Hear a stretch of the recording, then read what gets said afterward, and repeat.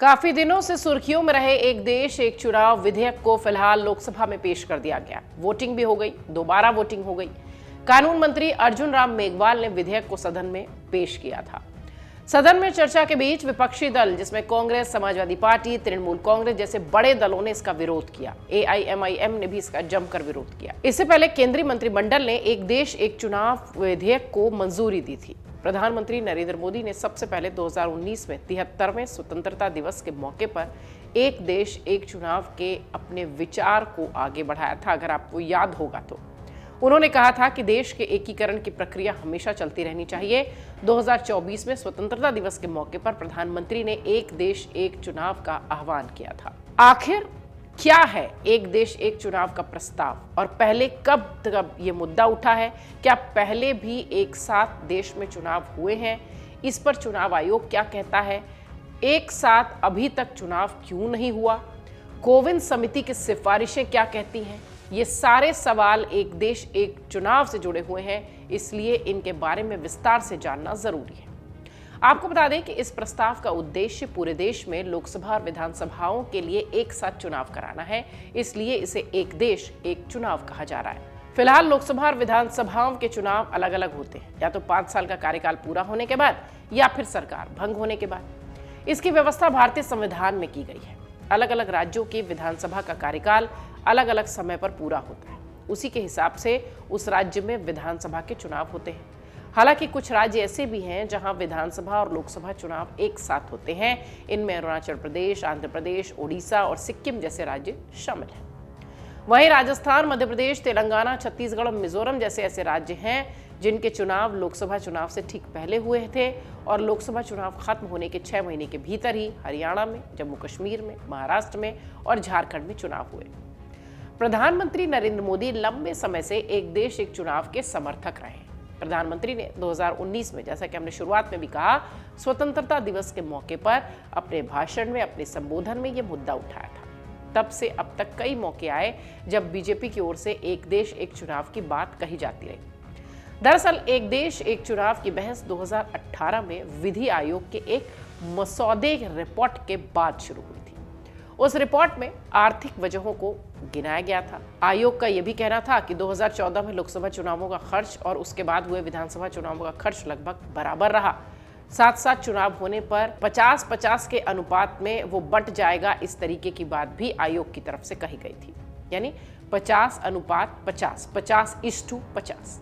सरकार को सौंपी अपनी ड्राफ्ट रिपोर्ट में विधि आयोग ने कहा कि साल 1967 के बाद से एक चुनाव कराने की प्रक्रिया बाधित हो गई। आयोग का कहना था कि आजादी के शुरुआती सालों में देश में एक पार्टी का राज था और क्षेत्रीय दल कमजोर थे। धीरे धीरे अन्य दल मजबूत हुए, कई राज्यों की सत्ता हुई और वहीं संविधान की धारा 356 के प्रयोग ने भी एक साथ चुनाव कराने की प्रक्रिया को बाधित कर दिया। अब देश की राजनीति में बदलाव आ चुका है। कई राज्यों में क्षेत्रीय दलों की संख्या बढ़ गई है, कई राज्यों में इनकी सरकारें बन गई हैं। आजादी के बाद देश में पहली बार 1951 में चुनाव हुए थे। तब लोकसभा के साथ ही सभी राज्यों की विधानसभा के चुनाव भी संपन्न हुए थे।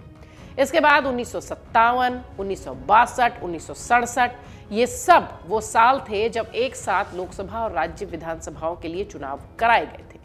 1968 की अगर बात करें तो ये सिलसिला 1968-69 से ही टूटा है, क्योंकि कुछ विधानसभाएं विभिन्न कारणों से भंग करनी पड़ी थी। एक राष्ट्र एक चुनाव पर आयोजित एक वेबिनार में सुप्रीम कोर्ट के पूर्व जज जस्टिस AK सिकरी कहते हैं कि एक राष्ट्र एक चुनाव नई धारणा नहीं है। आजाद भारत के पहले 4 आम चुनाव ऐसे ही हुए हैं। जस्टिस सिकरी ये भी कहते हैं कि एक राष्ट्र एक चुनाव प्रक्रिया में बदलाव 1960 से तब शुरू हुआ जब गैर कांग्रेस पार्टी ने राज्य स्तर पर सरकारें बनानी शुरू की और यूपी, बंगाल, पंजाब, हरियाणा इसमें शामिल थे, जहां की गैर कांग्रेसी सरकारें बनी।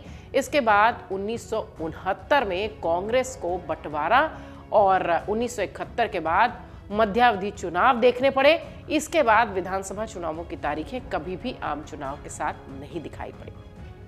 इसी वेबिनार में सुप्रीम कोर्ट के वरिष्ठ अधिवक्ता और पूर्व अतिरिक्त सॉलिसिटर जनरल पराग P त्रिपाठी कहते हैं कि चुनाव लोकतंत्र से जुड़े हैं और लोकतंत्र शासन का जरिया है। एक राष्ट्र एक चुनाव की धारणा 1952 से 1967 तक चली है।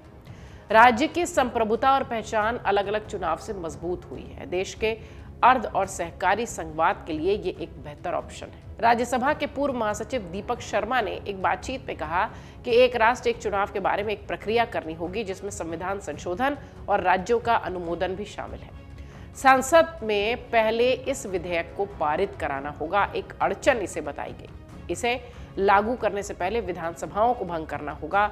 हालांकि ऐसा नहीं है कि जब राज्यसभा का गठन हुआ था और उसमें बहुत से सदस्य आए थे तो सवाल उठा था कि उनका 1/3 करने का जो रिटायरमेंट वाला प्लान है वो भला होगा कैसे। इसमें ज़रूरी नहीं है कि उनका कार्यकाल घटाया जाए। ऐसा भी हो सकता है कि जिन राज्यों का समय पूरा नहीं हुआ है उनको अतिरिक्त समय दे दिया जाए। अब सवाल उठता है कि राज्यों की विधानसभा भंग कैसे होगी।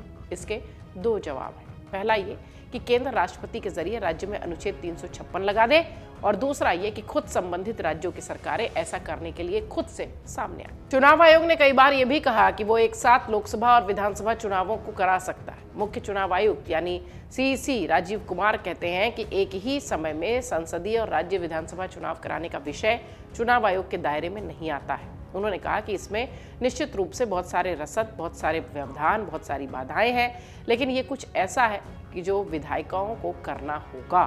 उन्होंने कहा कि निश्चित रूप से अगर ऐसा किया जाता है तो हमने अपनी स्थिति सरकार को बता दी है। प्रशासनिक रूप से आयोग इसे संभाल सकता है। समिति ने अपनी रिपोर्ट में यह भी कहा कि एक साथ चुनाव की सिफारिशों को 2 चरणों में कार्यान्वित किया जाएगा। पहले चरण में लोकसभा और विधानसभा चुनाव एक साथ आयोजित होंगे और दूसरे चरण में आम चुनावों के 100 दिनों के भीतर स्थानीय निकाय चुनाव किए जाएंगे। इसके तहत सभी चुनावों के लिए समान मतदाता सूची तैयार होगी। इसके लिए पूरे देश में विस्तृत चर्चा शुरू की जाएगी। एक कार्यान्वयन समूह का भी गठन होगा। वहीं अब जिसका जिक्र हम शुरुआत में कह रहे थे, कोविन समिति, अगर उसकी बात करें तो उनके बीच जो चर्चा हुई थी उसमें कहा गया था कि 1951 से 67 के बीच एक साथ चुनाव हुए थे। 1999 में विधि आयोग की 170वीं रिपोर्ट में 5 वर्षों में एक लोकसभा और सभी विधानसभा चुनावों के लिए चुनाव का सुझाव था। 2015 में संसदीय समिति की 19वीं रिपोर्ट में 2 चरणों में एक साथ चुनाव कराने के तरीके सुझाए गए थे। रामनाथ कोविंद की अध्यक्षता वाली उच्च स्तरीय समिति ने राजनीतिक दलों और विशेषज्ञों सहित विभिन्न हितधारकों से व्यापक परामर्श किया था। उसकी रिपोर्ट भी ऑनलाइन उपलब्ध है, आप खुद भी देख सकते हैं। व्यापक फीडबैक जब आया था तो उससे पता चला कि देश में एक साथ चुनाव कराने के लिए व्यापक समर्थन है। एक सवाल और आपके जहन में आ रहा होगा कि आखिर कैसे लागू होगा ये एक देश एक चुनाव। तो आपको बता दें कि इससे पहले अधिकारियों ने पीटीआई को यह बताया था कि एक साथ चुनाव कराने के लिए संविधान में कम से कम 5 संशोधन करने होंगे। इनमें संसद के सदनों की अवधि से संबंधित अनुच्छेद 83, राष्ट्रपति द्वारा संबंधित लोकसभा को भंग करने के लिए संबंधित अनुच्छेद 85, राज्य विधानमंडलों की अवधि से संबंधित अनुच्छेद 172, राज्य विधानमंडलों के विघटन से संबंधित अनुच्छेद 174 और राज्य में राष्ट्रपति शासन को लागू करने से संबंधित अनुच्छेद 356 शामिल है। इन 5 में संशोधन करने होंगे। इसके साथ ही संविधान की संघीय विशेषता को ध्यान में रखते हुए सभी दलों की सहमति जरूरी होगी और ये भी अनिवार्य होगा कि सभी राज्य सरकारों की सहमति प्राप्त हो। वहीं सरकार और विपक्ष की बात करें तो एक देश एक चुनाव में बीजेपी के चुनावी एजेंडे जो है वो दिखाई पड़ते हैं, ऐसा विपक्ष कहती है। बीजेपी के नेतृत्व वाला एनडीए केंद्र में अपने मौजूदा कार्यकाल के दौरान इस विधेयक को पेश कर रहा है। प्रधानमंत्री नरेंद्र मोदी के लगातार तीसरे कार्यकाल के पहले 100 दिन पूरे होने के ठीक बाद कोविंद कमेटी की रिपोर्ट भी आ चुकी है। इस साल स्वतंत्रता दिवस पर लाल किले से अपने भाषण के दौरान प्रधानमंत्री ने भी सभी को एक साथ आने के लिए और एक देश एक चुनाव की बात कही थी और एकजुट होने का अनुरोध किया था। इससे पहले केंद्रीय संसदीय कार्य मंत्री प्रहलाद जोशी ने भी कहा था कि संसद परिपक्व है और चर्चा होती रहेगी, घबराने की जरूरत नहीं है। भारत को लोकतंत्र की जननी कहा जाता है, विकास हुआ है यहाँ पर।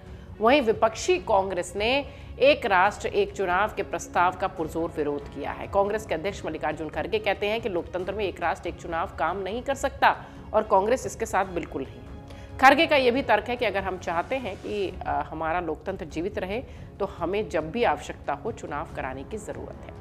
फिलहाल देश में एक देश एक चुनाव की चर्चा तेज है। सदन में यह बिल पेश हो चुका है, इस पर 2 बार वोटिंग भी हो चुकी है। देखना यह है कि एक देश एक चुनाव पर जो देश भर में इतनी चर्चा हो रही है, जिसमें विपक्ष और सत्ता पक्ष दोनों आमने सामने नजर आ रहे हैं, इसका निर्णय क्या होता है। अगर आप ये वीडियो YouTube पर देख रहे हैं तो हमारे चैनल को सब्सक्राइब कर बेल आइकन दबाएं और Facebook पर देख रहे हैं तो हमारे पेज को लाइक करें। 8 मिलियन प्लस सब्सक्राइबर, आपके इस भरोसे के लिए बहुत धन्यवाद।